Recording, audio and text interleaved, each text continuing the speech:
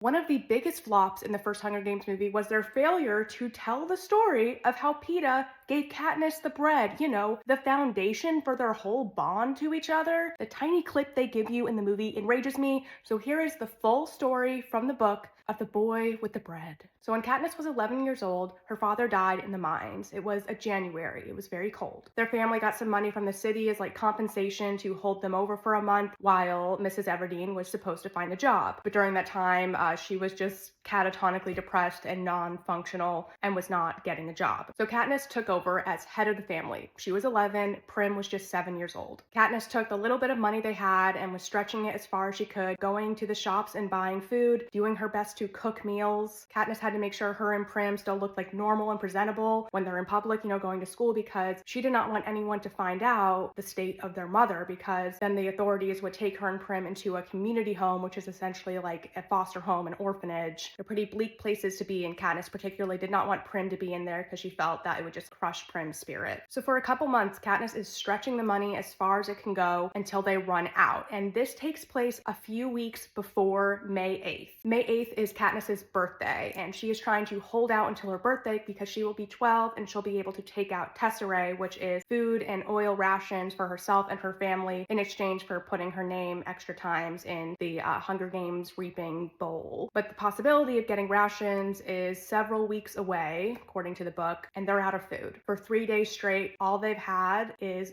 boiled water with some dried old mint leaves. They are starving. Katniss takes some of Prim's old baby clothes that are very threadbare and ragged, but takes them into the public market, hoping to trade them to get something, some food, anything. At this point, she's too nervous to go into the Hob by herself, so she's in the public market. No one's willing to trade with her. It's also pouring rain. Katniss is soaking wet, and she's shaking so hard she drops the baby clothes into a mud puddle, and she doesn't reach down to pick them up because she's afraid if she does, she will keel over and won't be able to stand back up again. Still, Katniss isn't giving up on trying to find something. She just can't bear the idea of returning home with nothing. She goes to dig in the trash bins behind the merchant buildings and houses. She thinks maybe she can find an old butcher bone or some rotted vegetables. Total desperation. But she can't find anything. The trash bins have all just recently been emptied out. And then Katniss finds her way to the bakery, and she's just standing there mesmerized by the smell of bread, and she can see the glowing fire through like an open kitchen door, and she's just standing there in a daze until Peeta's mom, Mrs. Miller, sees her and just starts screaming at her to get away from her trash cans. She's saying like, you and you steam brats always pawing through my stuff. What a lady. And Katniss sees Peeta, but she doesn't know his name at the time. She sees a boy with some blonde hair peeking out behind his mother through this back kitchen door. Katniss knows she's in the same school year as him, but she doesn't know his name. He's always just with the other town kids, so they haven't really ever interacted. Then Peeta and his mom go back inside, and Katniss kind of wanders over to the back of their pig pen. There's this old apple tree there. Katniss is leaning against it, and then her knees just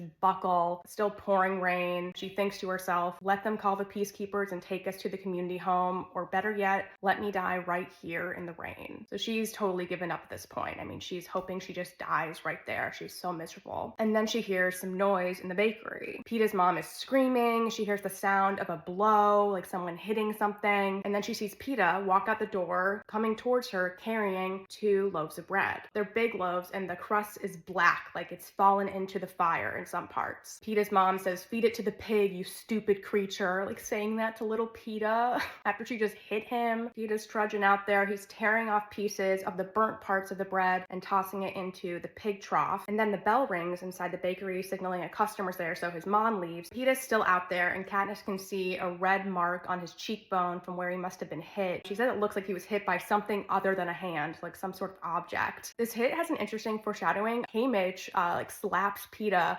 across the cheek when him and Katniss are sort of rallying against Haymitch, like, you need to help us in the game. And after their opening ceremonies thing, when they're presented on fire together, Katniss goes and kisses Peeta on his bruised cheek. I don't know, that felt like some interesting parallels here. Anyway, so Peeta's outside there. He looks back to make sure the coast is clear. He's still looking at the pigs, but one by one he's throwing the loaves over by Katniss, and the loaves are just at her feet. And then Peeta goes right back inside and closes the door without even looking at her. Katniss sees the bread and is totally totally confused. She's like, does he mean for me to have these? And then she sort of snaps out of it. She takes the loaves and stuffs them under her shirt, and they're so hot, they're burning her chest. She doesn't care. She's clutching them even tighter, clutching on to life, she says. Katniss takes this bread home, and Prim sees it right away. She wants to, rip off a piece, and Katniss is like, no, hold on, wait, like, sit at the table, like, we're civilized people. Katniss scrapes off some of the burnt bits. She gets her mom and Prim at the table. She pours them tea. She slices the bread, and then just slice by slice, they finish one whole loaf of bread. And it's really hearty bread. It has nuts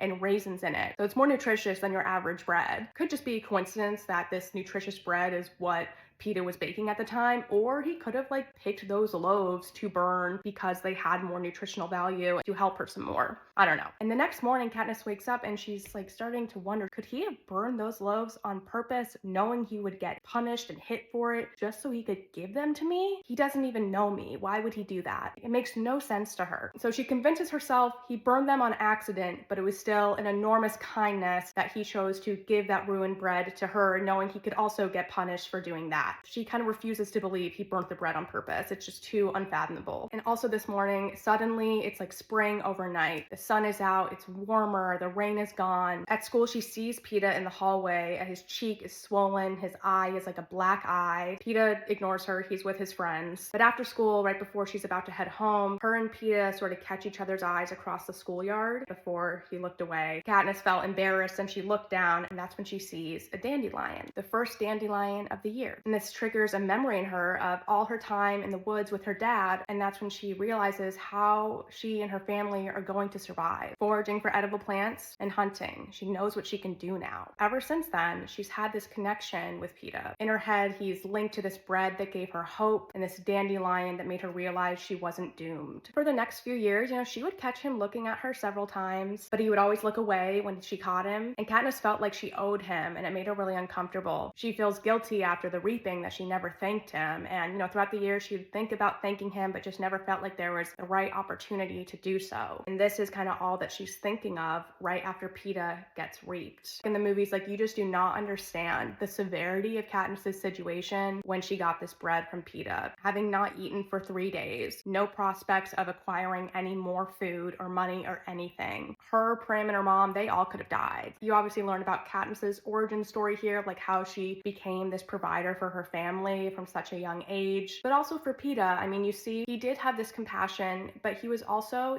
a little bit cowardly. Not saying that in a derogatory way at all. He's a little kid. It's this weird social situation. His mom is also abusive. But he saw a girl that he knew, he had a crush on, but still he'd never even talked to her or anything. He found a way to get some food to her. He took some harm to himself. And even after it, he still can't quite face her. He feels some shame about how he handled giving her this food, or also he was just too intimidated to ever talk to her after that. It was a complicated situation, but he had this deep compassion always. She remembered this compassion, that he's someone who would, help a stranger like this. That's the story of the boy with the bread.